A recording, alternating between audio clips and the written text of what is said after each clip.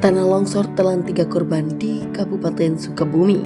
3 orang ditemukan dalam kondisi tak bernyawa setelah tertimbun material tanah longsor di Kampung Cileti, Desa Pasir Datar Indah, Kecamatan Caringin, Kabupaten Sukabumi, Jawa Barat. Hasil kaji cepat sementara oleh tim reaksi cepat TRC, Badan Penanggulangan Bencana Daerah BPBD, Kabupaten Sukabumi.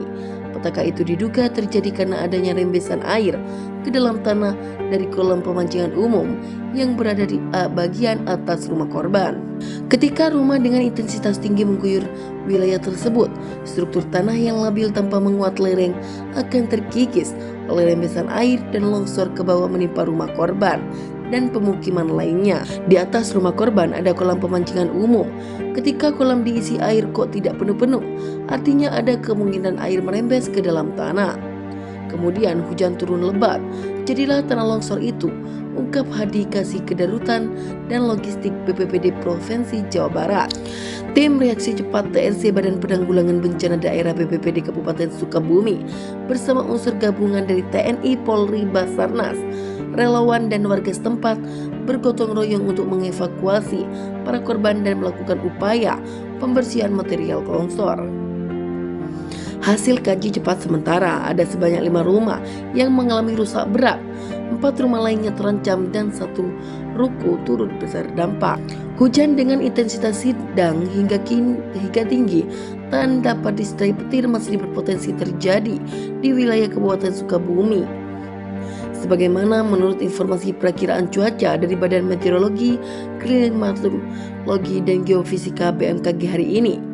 Menyikapi adanya informasi tersebut, maka BNPB mengimbau kepada masyarakat dan pemangku kebijakan di daerah setempat agar tetap waspada dan meningkatkan kesiapsiagaan dari potensi bencana susulan yang dipicu oleh faktor cuaca.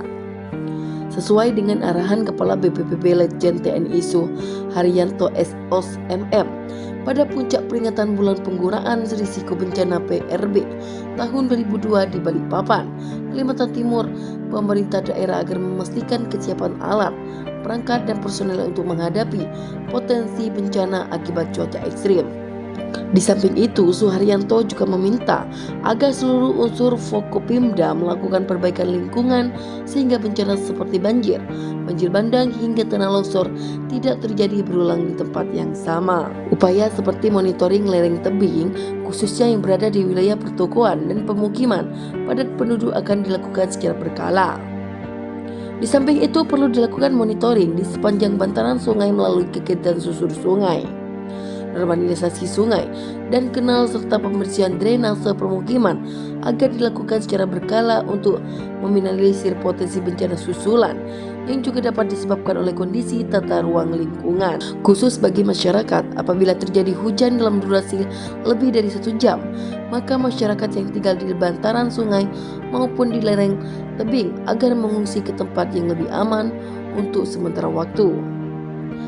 Pastikan memperoleh perkembangan informasi terkait peringatan dini cuaca dari BMKG dan informasi mengenai penanggulangan bencana dari BNPB, BPBD, TNI, Polri, dan lintas instansi lainnya.